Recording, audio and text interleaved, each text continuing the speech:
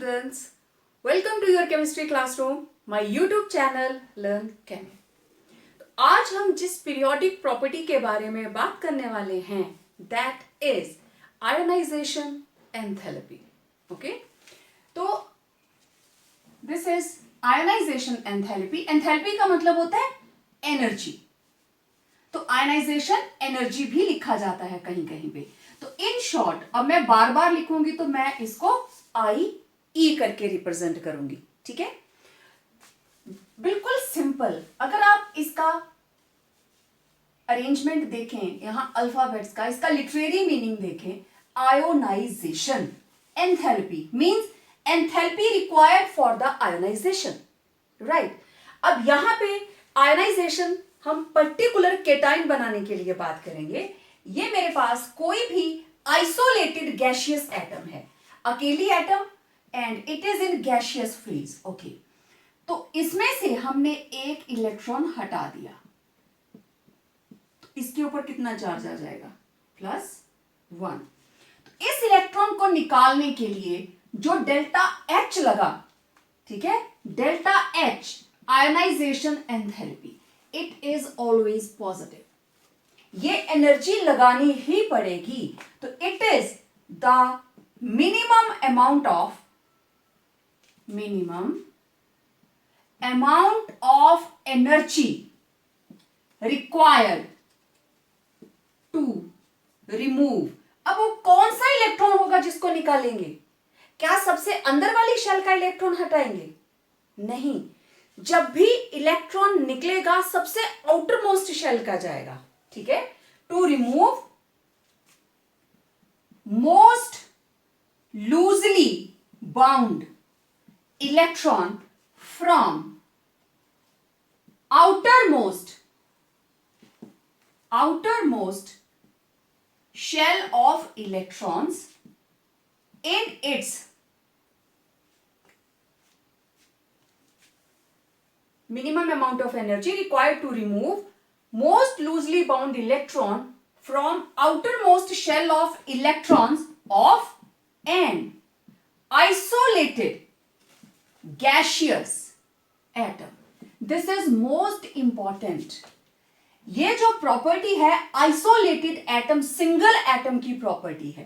अगर मुझे सोडियम में से इलेक्ट्रॉन हटाना है, तो सोडियम तो सॉलिड होता है, तो पहले सोडियम को हमने हीट किया, ठीक है, सॉलिड से बनाया उसको गैस, ठीक है। तो यहां पे जो डेल्टा एच है वो क्या होगी? सब्लिमेशन, सॉलिड से डायरेक्ट हमने गैस में कन्वर्ट कर दिया। फिर हम इसमें से निकालेंगे इलेक्ट्रॉन, और अब जो डेल्टा एच यहां पे लगा that will be ionisation enthalpy. और ये जैसे सब्लिमेशन के लिए एनर्जी हम सप्लाई करते हैं, तो आयोनाइजेशन के लिए भी डेल्टा एच पॉजिटिव होगा। It is minimum amount of energy required.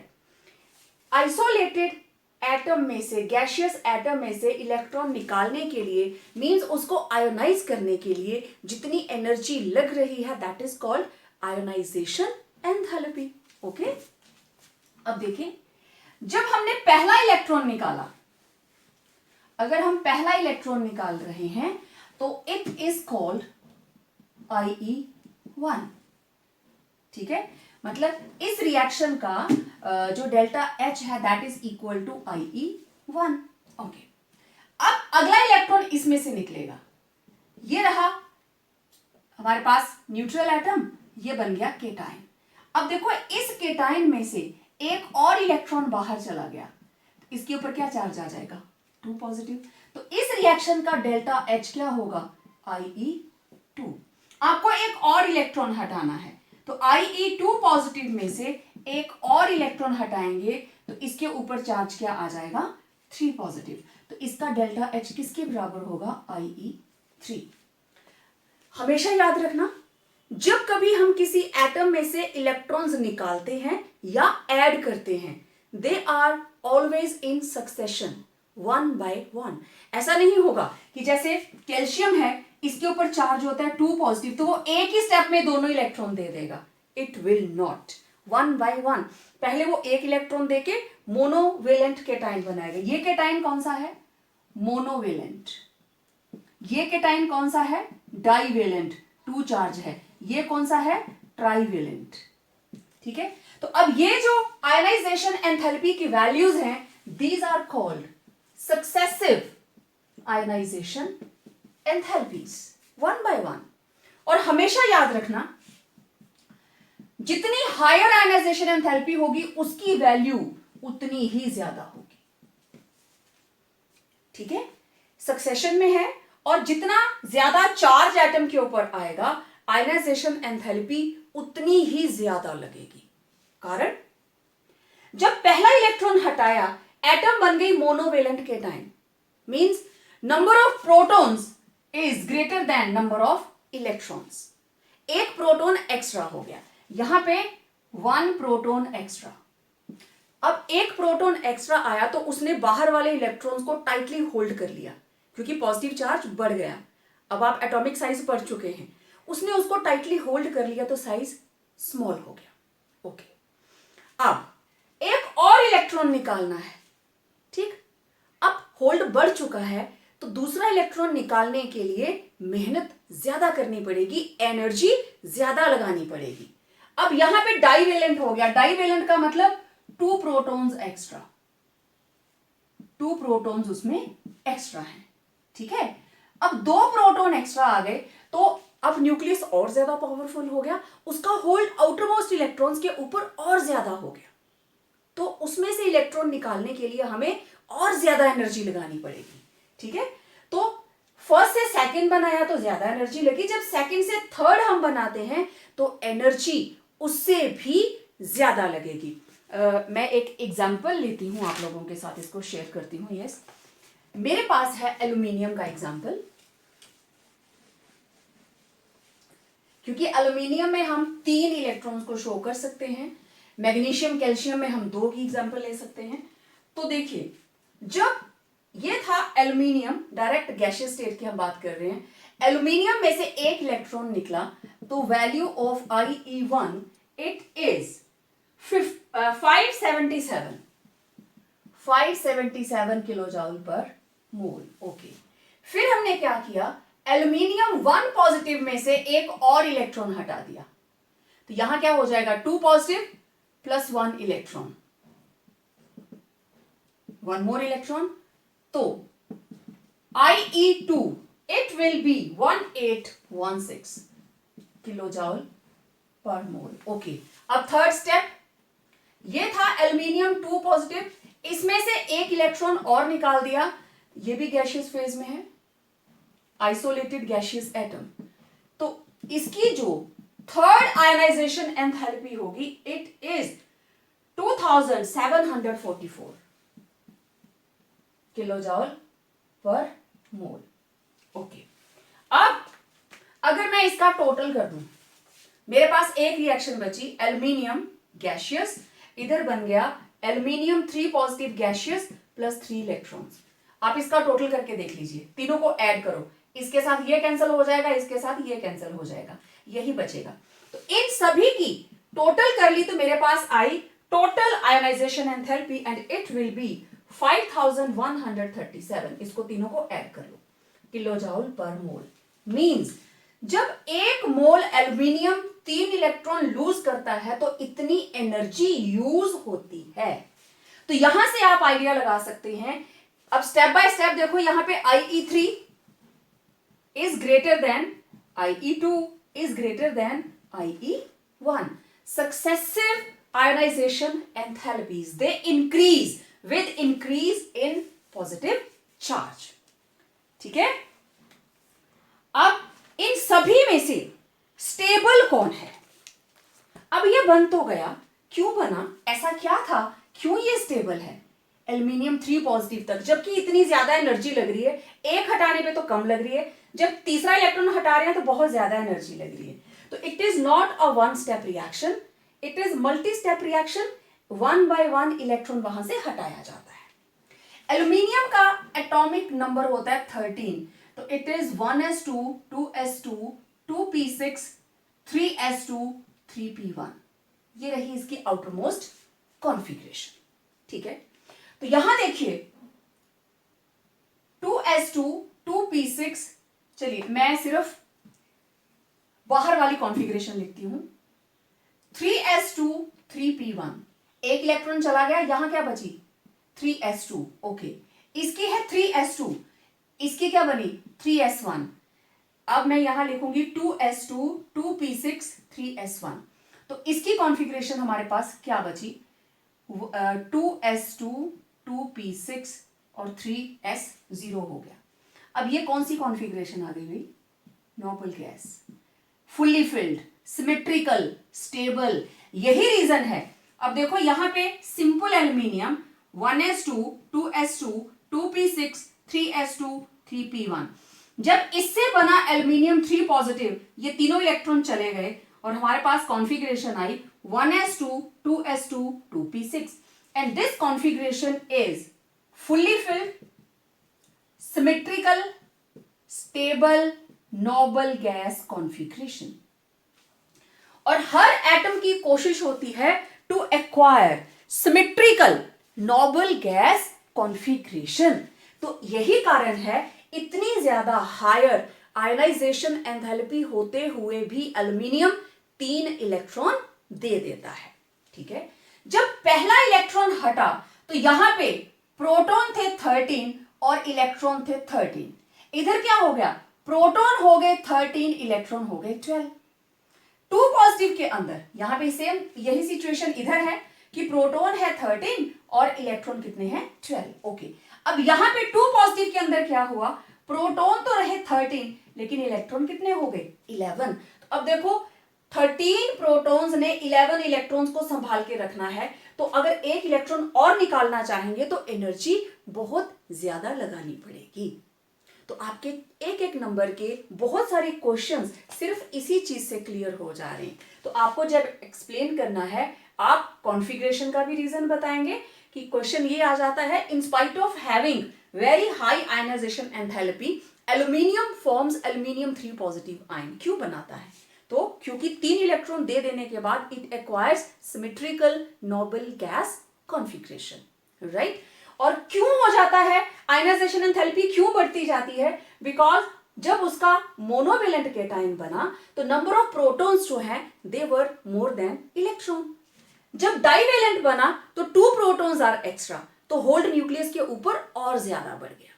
और जब ट्राई पॉजिटिव बना तो प्रोटॉन ऑलरेडी 2 एक्स्ट्रा थे, तो आउटर मोस्ट इलेक्ट्रॉन के ऊपर होल्ड बहुत ज्यादा था, इसलिए very high energy will be used to remove the third electron. और यही रीजन रहता है बच्चे कि आप लोग जितने भी अपने बुक में केटाइंस देखते हो, आपने देखा होगा 2 पॉजिटिव मैक्सिमम है, मैक्सिमम 2 पॉजिटिव, 1 पॉजिटिव 2 पॉजिटिव और कुछ एक का 3 positive. Very highly positively charge means +4 +5 +6 are rare, बहुत कम है जो हाई चार्ज ले जाते हैं। रीजन यही है कि जैसे जैसे आप एक के बाद एक इलेक्ट्रॉन निकालना चाहेंगे एनर्जी बढ़ती जाएगी, and sometimes it is not possible to manage huge amount of energy. Done, okay. ये थी ionization enthalpy and successive ionization enthalpy, okay. अब हम बात करेंगे वो कौन से फैक्टर्स हैं जो आयोनाइजेशन एंथैल्पी को अफेक्ट करते हैं, या मैं ये कहूं कि जिनके ऊपर आयोनाइजेशन एंथैल्पी डिपेंड करती है, ठीक है। तो देखें फैक्टर्स अफेक्टिंग आयोनाइजेशन एंथैल्पी, अब मैं शॉर्ट में ही लूंगी इसको। सबसे पहला फैक्टर है atomic size, right. Second factor is nuclear charge. Third factor हम ले लेते हैं स्क्रीनिंग इफेक्ट, स्क्रीनिंग और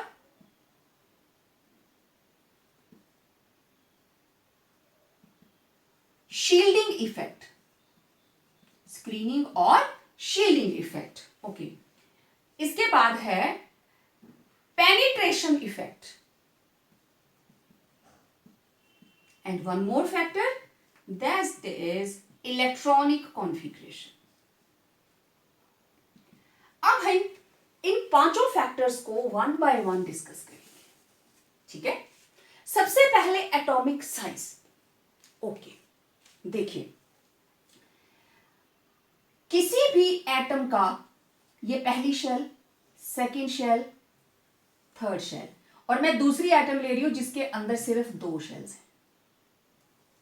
ठीक, इसमें भी सबसे बाहर 1 इलेक्ट्रॉन है, इसमें भी सबसे बाहर 1 इलेक्ट्रॉन, तो यहां पे हो गए 1 और 2 इलेक्ट्रॉन, 2 इलेक्ट्रॉन, 1 2 3 4 5 6 7 8। तो जिसमें 3 इलेक्ट्रॉन है ये है लिथियम, और जिसमें हमारे पास 11 इलेक्ट्रॉन्स है ये है सोडियम। तो मैं कंपैरिजन कर रही हूं, लिथियम और सोडियम में से इलेक्ट्रॉन हटाना हो तो किस में से हम आसानी से हटा सकते हैं, आयोनाइजेशन एंथैल्पी का क्या इंपैक्ट पड़ेगा। ठीक है, देखिए, जितना साइज बड़ा होगा, न्यूक्लियस और आउटर मोस्ट इलेक्ट्रॉन के बीच डिस्टेंस ज्यादा होगा। साइज बड़ा होने का मतलब there is large distance between nucleus and outer most shell of electrons, right. जितनी ज्यादा इन दोनों के बीच में डिस्टेंस होगी, न्यूक्लियस का होल्ड आउटर मोस्ट इलेक्ट्रॉन के ऊपर कम होगा, तो फिर इस इलेक्ट्रॉन को हटाना आसान हो जाएगा ना, राइट। तो larger is size, more will be distance between nucleus and outermost shell of electrons। बड़ा साइज, दोनों के बीच में डिस्टेंस ज्यादा होगा, ठीक। therefore hold of nucleus on outermost electron will be less। उसका होल्ड बाहर वाले इलेक्ट्रॉन्स के ऊपर कम होगा, and lesser energy will be required to remove this electron। Clear. Size जितना बड़ा, न्यूक्लियस और आउटर मोस्ट इलेक्ट्रॉन्स के बीच में गैप उतना ही ज्यादा, तो न्यूक्लियस का होल्ड आउटर मोस्ट इलेक्ट्रॉन्स के ऊपर कम होगा, तो उसको हटाने के लिए एनर्जी कम यूज होगी, राइट। दूसरा देखें, डिस्टेंस कम, ठीक, स्मॉलर साइज मतलब less distance, small distance. Small distance किस किस के बीच में, न्यूक्लियस एंड इलेक्ट्रॉन। कौन सा, आउटर मोस्ट इलेक्ट्रॉन। जब ये गैप कम है, इसका मतलब hold of nucleus on outer most electron will be मोर। छोटा साइज होगा तो न्यूक्लियस का होल्ड बाहर वाले इलेक्ट्रॉन के ऊपर ज्यादा होगा, तो फिर उस इलेक्ट्रॉन को निकालने के लिए हमें एनर्जी ज्यादा लगानी पड़ेगी। क्लियर। तो मैं अगर जनरल बात करूं, मतलब larger size, large size less ionisation enthalpy, and small size means large ionisation enthalpy. सबको क्लियर?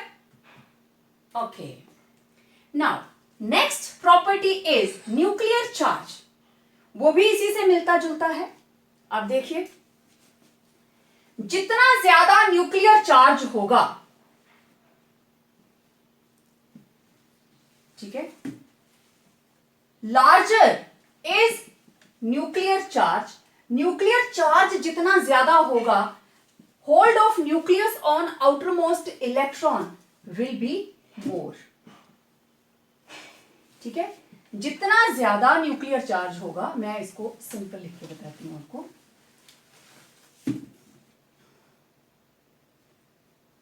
लार्ज न्यूक्लियर चार्ज, जितना न्यूक्लियर चार्ज ज्यादा होगा, large nuclear charge means more will be hold of nucleus on outer most electron. Nuclear charge ज्यादा तो outer most electron के ऊपर hold ज्यादा होगा, देयरफॉर अब इसके ऊपर होल्ड ज्यादा होगा, therefore electron of outer most shell will be tightly held by nucleus. Clear? Nuclear charge ज्यादा तो न्यूक्लियस का होल्ड बाहर वाले इलेक्ट्रॉन के ऊपर ज्यादा. It means electrons of outermost shell will be tightly held by the nucleus. अब tightly held है, therefore ionization enthalpy will be high. Nuclear charge ज्यादा होगा तो उसका होल्ड इलेक्ट्रॉन्स के ऊपर ज्यादा होगा, तो उस इलेक्ट्रॉन को एटम में से निकालने के लिए हमें एनर्जी ज्यादा लगानी पड़ेगी. अब देखो इसका उल्टा, मैं सिर्फ लार्ज की जगह पे क्या करूंगी, लेसर न्यूक्लियर चार्ज, तो lesser will be hold of nucleus on outermost electrons. अगर न्यूक्लियर चार्ज कम है तो उसका होल्ड भी कम होगा. Therefore electron of outermost shell will be loosely held. अब टाइटली नहीं होंगे, loosely held by the nucleus. Therefore ionization enthalpy will be low. Clear बात? न्यूक्लियर चार्ज ज्यादा तो होल्ड ज्यादा, होल्ड ज्यादा तो ज्यादा एनर्जी लगानी पड़ेगी इलेक्ट्रॉन निकालने को. न्यूक्लियर चार्ज कम तो उसका hold outer most shell of electron के ऊपर कम होगा, तो हमें एनर्जी कम लगानी पड़ेगी आउटर मोस्ट इलेक्ट्रॉन को निकालने के लिए. समझ आ रहा है सबको? ओके. अब देखते हैं नेक्स्ट, स्क्रीनिंग इफेक्ट और शील्डिंग इफेक्ट. अब स्क्रीन या शील्ड क्या होती है? शील्ड होती है ढाल, है ना. आप एक वो जर्म्स वाली एड देखते होंगे टीवी में कि वो बोलता है ना कि जर्म्स के लिए ढाल, तो वो तलवार और ढाल लेके खड़ा होता है ना. फिर लाइफ बॉय की एड है आई थिंक. तो उसी तरीके से अब इसके अंदर शील्ड का काम क्या होगा? It's very interesting. देखिए, ये है nucleus, first shell, second shell और थर्ड शेल. ठीक है, मैं 3 शेल्स की बात करने वाली हूं. पहले फर्स्ट शेल के अंदर 2 इलेक्ट्रॉन, सेकेंड शेल के अंदर 1 2 3 4 5 6 7 8 और इसकी बाहर वाली शेल में पड़ा है 1 इलेक्ट्रॉन. तो obviously it is example of sodium. ठीक है, हमेशा याद रखना जो इलेक्ट्रॉन सेम शेल में होते हैं, मान लो इसकी बाहर वाली शेल में, मैंने एग्जांपल सोडियम की ना लेकर मैग्नीशियम की ले ली. ओके, तो मैग्नीशियम में बाहर 2 इलेक्ट्रॉन होंगे, 2 8 2. ठीक है, अब शील्ड का काम कौन करेगा? ये रहा न्यूक्लियस और ये रही सबसे बाहर वाली शेल. इन दोनों के बीच में ये वाला जो पोर्शन है, ये मैंने डार्क कर दिया, ये वाला जो पोर्शन है ये दोनों के बीच में आ रहा है. यहां न्यूक्लियस, यहां तीसरी शेल, तो न्यूक्लियस और तीसरी शेल के बीच में 2 शेल्स हैं. तो ये दोनों ही शेल्स क्या काम कर रही हैं? शील्ड का काम कर रही हैं. किसको शील्ड कर रही हैं? बाहर वाले इलेक्ट्रॉन को. किससे? न्यूक्लियर चार्ज से. क्योंकि न्यूक्लियस के अंदर है पॉजिटिव चार्ज और ये क्या करता है? बाहर वाले इलेक्ट्रॉन को टाइटली पकड़ के रखता है. तो अंदर जितने ज्यादा इलेक्ट्रॉन होंगे, अंदर जितनी शेल्स ज्यादा होंगी, नेचुरली शील्डिंग इफेक्ट उतना ही ज्यादा होगा. ठीक है ना, शील्डिंग इफेक्ट उतना ज्यादा होगा तो जो न्यूक्लियस है उसका होल्ड बाहर वाले इलेक्ट्रॉन के ऊपर कम होगा, तो फिर उस इलेक्ट्रॉन को हटाना आसान हो जाता है. लेकिन जो इलेक्ट्रॉन सेम शेल में प्रेजेंट है वो शील्ड नहीं करता, क्योंकि शील्ड कौन करेगा? जो इस शेल और न्यूक्लियस के बीच में आएंगे, है ना. ये आप हैं, ये आपका भाई. ठीक है, मैं सभी के लिए बोल रही हूं. ठीक, ये आप और ये आपका भाई. ठीक है, मान लो दोनों ट्विंस हैं. ओके, अब दिस इज मदर. मदर ने इसकी पिटाई करनी है, एक की. ठीक है, ए की पिटाई करनी है. बी ने शरारत नहीं की है, ए थोड़ा सा नॉटी है, तो मदर ने इसकी पिटाई करनी है. ओके, तो घर में दादा है, दादी है, चाचा है, चाची है, मासी है, ताऊ है, सारे रिश्तेदार बैठे हुए हैं. तो वो क्या करेंगे? बचाते हैं ना. They will act as shield, right. वो उस बच्चे और मदर के बीच में आ जाएंगे कि इसको मत मारो. लेकिन जो सेम शेल में प्रेजेंट है, जो उसका जुड़वा है, अगर वो जाएगा ना छुड़ाने के लिए तो उसको भी पड़ जाएगी। तो इलेक्ट्रॉन जो सेम फेज में है ना, ये शील्ड नहीं करेगा। कौन करेगा? जो उन दोनों के बीच में आएंगे। ओके, अब हम इसकी शील्डिंग को निकालते हैं स्क्रीनिंग कांस्टेंट के हिसाब से। देखिए, screening constant, it is directly proportional to number of intervening electrons. कितने इलेक्ट्रॉन्स बीच में आ रहे हैं, ठीक है। ओके, फिर हम निकालते हैं Z इफेक्टिव। ये किसके बराबर होता है? Z minus screening constant. अब ये कंसेप्ट देखने वाला है। No, what is Z effective? This is known as effective nuclear charge. अब ये मैग्नीशियम है, तो मैग्नीशियम का एटॉमिक नंबर 12, तो न्यूक्लियर चार्ज कितना है? 12। तो जो इफेक्टिव न्यूक्लियर चार्ज होगा it will be less than 12। ये 12 से कम आएगा। क्यों? क्योंकि उसमें से स्क्रीनिंग कांस्टेंट माइनस होगा, जो किसके डायरेक्ट प्रोपोर्शन में है? अंदर कितने इलेक्ट्रॉन है। एक सिंपल सा ले लेते हैं कि जो अंदर वाले इलेक्ट्रॉन है, एक इलेक्ट्रॉन शील्डिंग करता है 0.1। Let it be 1 electron has shielding equal to 0.1 mathematically. Okay, तो अंदर देखो कितने इलेक्ट्रॉन है? 2 और 8, 10। दो एक ही शेल में है, तो ये आपस में एक दूसरे को शील्ड नहीं करेंगे। शील्ड कौन करेंगे? अंदर वाले 10। तो total number of electrons, intervening electrons कितने हैं इसके? 10। तो कितना हो गया? 10 इंटू 0.1 कितना आ गया? 1। तो फिर इसका इफेक्टिव न्यूक्लियर चार्ज कितना आया? 12 माइनस 1 कितना आया? 11। ये जो अंदर वाले इंटरवीनिंग इलेक्ट्रॉन्स हैं, ये न्यूक्लियर फोर्स को आउटर मोस्ट इलेक्ट्रॉन तक पहुंचने से रोकते हैं। तो जो न्यूक्लियस है वो उतनी फोर्स के साथ उस बाहर वाले इलेक्ट्रॉन को टाइटली होल्ड नहीं कर सकता जितना वो कर सकता था अगर बाहर वाली शेल और न्यूक्लियस के बीच में कोई और शेल ना होती। अंडरस्टूड? अब जिसका साइज जितना ज्यादा होगा, साइज जितना बढ़ता जाएगा, नंबर ऑफ इंटरवीनिंग इलेक्ट्रॉन्स बढ़ते जाएंगे। नंबर ऑफ इंटरवीनिंग इलेक्ट्रॉन्स बढ़ेंगे तो स्क्रीनिंग कांस्टेंट की वैल्यू बढ़ती जाएगी। स्क्रीनिंग कांस्टेंट की वैल्यू बढ़ेगी तो इफेक्टिव न्यूक्लियर चार्ज कम होता जाएगा। ठीक है, तो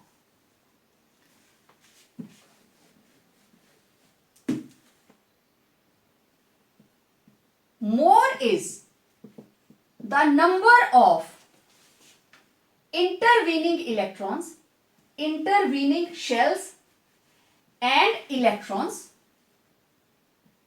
more will be value of screening constant.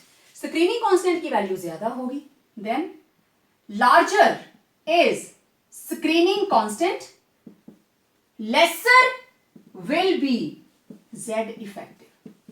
Z effective कम होता जाएगा, ये ज्यादा होगा, इसमें से माइनस हो रहा है ना, तो lesser will B Z effective. मतलब न्यूक्लियस उतनी इफेक्टिवनेस से बाहर वाले इलेक्ट्रॉन को होल्ड नहीं कर पा रहा है। ओके, अगर ये लेसर है, lesser is Z effective, therefore hold of nucleus on outer most electron will be less and ionization enthalpy will be low.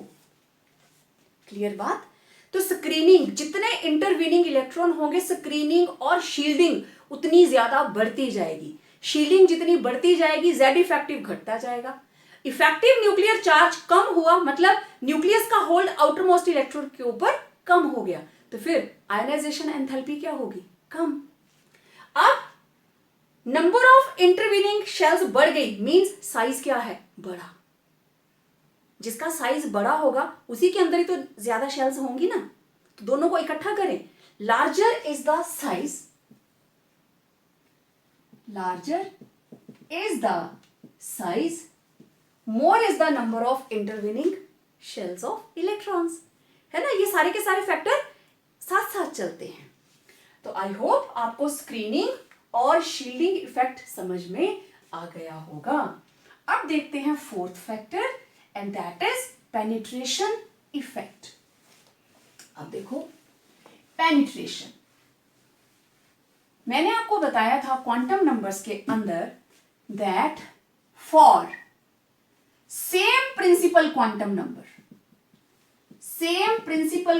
Number अगर है तो order of penetration of different sub shells, अलग अलग sub shells का क्या order होता है, will be, not will be, it is S P D F.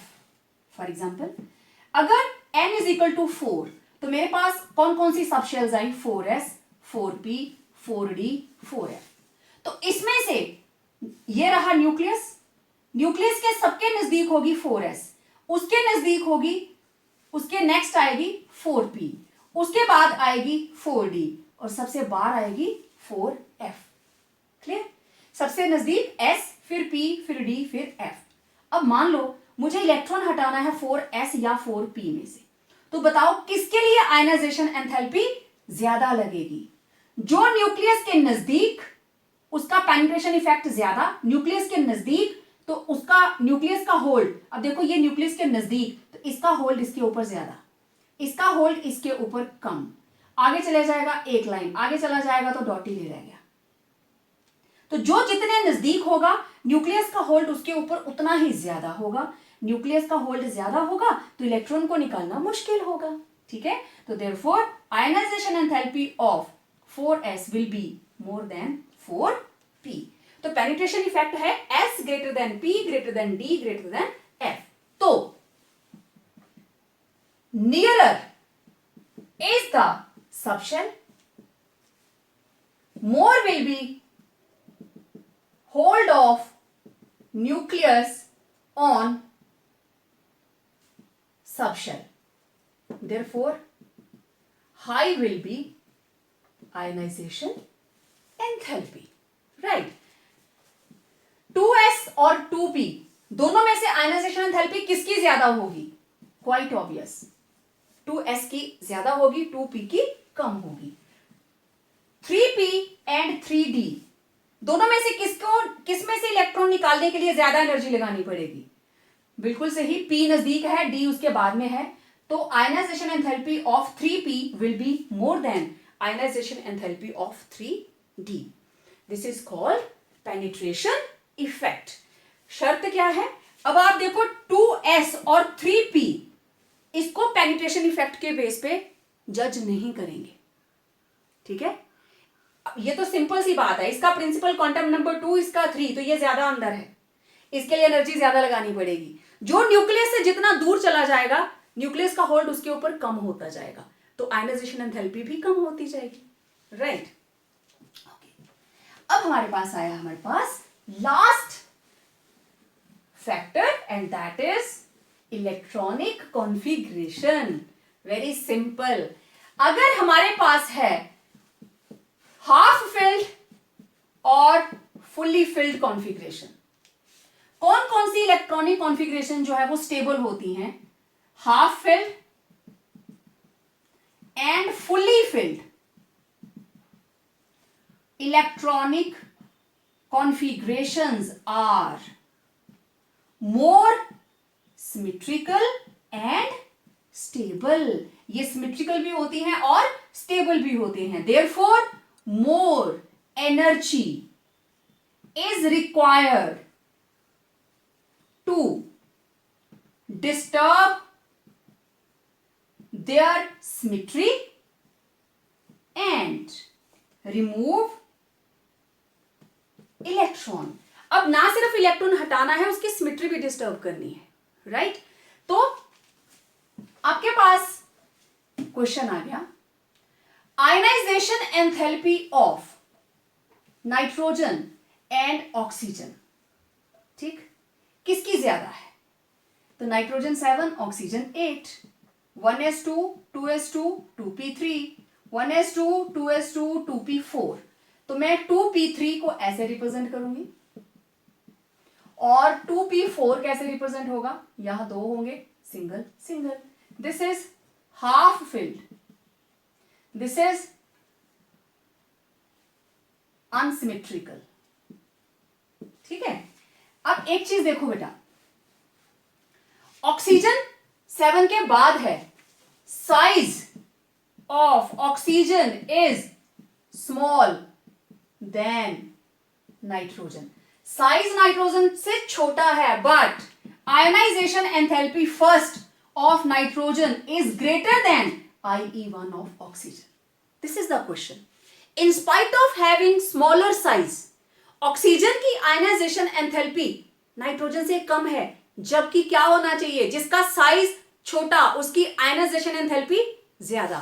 तो यहां कौन सा फैक्टर लगा, कॉन्फिगरेशन, क्योंकि नाइट्रोजन की कॉन्फिगरेशन है fully half filled and this is symmetrical, therefore stable. तो in order to remove electron from nitrogen, we require large amount of ionization enthalpy. Got it? Question इस तरीके से आएगा। तो आपने पांचों के पांचों फैक्टर्स देख लिए। अगर देखो ये सारे इकट्ठे भी लगते हैं, कहीं हमें साइज के साथ पेनिट्रेशन को भी शो करना पड़ता है, तो ये पांचों के पांचों फैक्टर्स आपको ध्यान में होने चाहिए। ओके, अब किस तरीके से along the period and down the group, थोड़ा सा इसके बारे में बात कर लेते हैं। वेरिएशन ऑफ आयोनाइजेशन एंथैल्पी कैसे वेरी करती है? First of all let's see along the period. अब कल के लेक्चर में आपने देखा था अलोंग द पीरियड ऐसे जाता है कि यहां पे साइज बड़ा है, जैसे जैसे हम पीरियड में मूव करते हैं साइज स्मॉल होता जाता है। Along the period size decreases, size decrease हुआ तो nuclear charge increases, smaller size nuclear charge increases, therefore hold of nucleus on outermost electron increases, nucleus का होल्ड बाहर वाले इलेक्ट्रॉन के ऊपर बढ़ गया, therefore ionization enthalpy increases। Size छोटा होगा तो आयनाइजेशन एंथैल्पी क्वाइट नेचुरल ज्यादा लगेगी। Done? Okay, down the group, down the group, जब हम ग्रुप में मूव करते हैं यू नो साइज ऐसे जाता है। ये रहा लिथियम, सोडियम, कल हमने देखे थे ना कितने सारे साइज बढ़ते जा रहे थे। जब हम डाउन द ग्रुप मूव करते हैं साइज इंक्रीजेस। साइज इंक्रीज क्यों किया? Due to addition of new shells. हर स्टेप पे नई शेल्स ऐड होती जा रही है। अगर यहां 2 थी तो यहां 3 हो गई और यहां पे 4 होगी, due to addition of new shells. Screening effect increases. New shells आ गई ना तो screening effect increases. Screening effect increase हुआ, therefore Z effective decreases. Z effective decrease हो गया तो hold of nucleus on outer most electron decreases. Size increase करता है, साइज इंक्रीज किया तो distance between nucleus and outer most electron क्या कर गया? इंक्रीज। ठीक है, देखो due to addition of new shells distance between nucleus and outer most shell increases, है ना। दोनों न्यूक्लियस और आउटरमोस्ट शेल के बीच का गैप बढ़ गया, जितना साइज ज्यादा होगा उनके बीच का गैप बढ़ता जाएगा। तो स्क्रीनिंग इफेक्ट भी क्या करेगा? इंक्रीज। स्क्रीनिंग इफेक्ट बढ़ेगा तो जेड इफेक्टिव घटेगा नेचुरली। अब उतनी फोर्स के साथ न्यूक्लियस बाहर वाले इलेक्ट्रॉन्स को होल्ड नहीं कर पाएगा, therefore lesser will be ionization enthalpy. तो in general along the period ionization enthalpy increases and down the group, जब हम ग्रुप में नीचे को मूव करते हैं आयनाइजेशन एंथैल्पी डिक्रीजेस। तो अगर हम देखें lithium, sodium, potassium, rubidium, caesium, तो इधर को जाते हुए आयोनाइजेशन एंथैल्पी क्या करती है? डिक्रीज। ठीक है, तो IE1 of potassium is less than IE1 of sodium. तो लीस्ट आयोनाइजेशन एंथैल्पी किसकी होगी? सीजियम की। और आपको पता है सीजियम का इलेक्ट्रॉन बड़ी कम एनर्जी लगाकर हम निकाल सकते हैं। That is why caesium is used in photo electric sales. Photo electric effect पड़ा था ना, लाइट टकराएगी और इलेक्ट्रॉन जंप कर जाता था। जंप इलेक्ट्रॉन वही आसानी से करेगा जिसकी आयनाइजेशन एंथैल्पी कम होगी। मेटल के सरफेस में से कौन इलेक्ट्रॉन आसानी से निकल जाएगा? जिसकी आयनाइजेशन एंथैल्पी कम होगी। जिसकी ज्यादा होगी वो फोटो इलेक्ट्रिक इफेक्ट शो नहीं करेगा। इसीलिए फोटो इलेक्ट्रिक सेल्स के अंदर सीजियम यूज किया जाता है, सोडियम नहीं। क्लियर? तो ये था variation of ionization enthalpy along the period and down the group। ठीक है, तो इस प्रॉपर्टी के अंदर हमने यही करना था, इसके फैक्टर्स के बारे में बात करनी थी। Then it's variation along the period and down the group। तो सारे के सारे फैक्टर्स को इकट्ठा करके आप दोनों ही चीजों का आंसर कर सकते हैं। along the period size small हो जाता है, साइज डिक्रीजेस। क्यों? Because incoming electron is entering in the same shell. यह हमने साइज के लिए यूज किया था। ओके, अब size decreases, it means nuclear charge increases. आपको याद है ना, रूम वही है, हम सिर्फ बल्ब की वाटें चेंज कर रहे हैं, तो रोशनी बढ़ती जाएगी। ठीक है, तो hold of nucleus on outermost electron बढ़ता जाएगा। तो फिर उधर को जाते हुए along the period ionization enthalpy क्या करेगी? इंक्रीज, क्योंकि न्यूक्लियर चार्ज ज्यादा है। Down the group there is addition of new shell at every step। Principal quantum number बढ़ता जाता है। न्यू शेल्स ऐड हो गई, मींस न्यूक्लियस और आउटर मोस्ट शेल के बीच का डिस्टेंस देखो बढ़ता जा रहा है। 3 शेल्स देख लो, ये लाइन बढ़ती जा रही है। गैप जितना ज्यादा, तो देखो यहां इंटरवीनिंग 1 थी, यहां इंटरवीनिंग 2 हो गई, यहां इंटरवीनिंग 3 हो गई। जितनी ज्यादा इंटरवीनिंग शेल्स होंगी, स्क्रीनिंग कांस्टेंट उतना ज्यादा होगा, शील्डिंग उतनी ज्यादा होगी। शील्डिंग जितनी ज्यादा होगी, जेड इफेक्टिव उतना कम होगा। जेड इफेक्टिव कम होने का मतलब अब न्यूक्लियस उतनी फोर्स के साथ बाहर वाले इलेक्ट्रॉन्स को टाइटली नहीं पकड़ रहा जितना उसको पकड़ना चाहिए था। इसलिए ionisation enthalpy decreases down the group. It decreases with increase in size. Size बढ़ा तो आयोनाइजेशन एंथैल्पी कम होगी। तो आज के लेक्चर में इतना ही। मिलते हैं अगले वीडियो के अंदर एक और पीरियोडिक प्रॉपर्टी के साथ। Till then stay home, stay safe.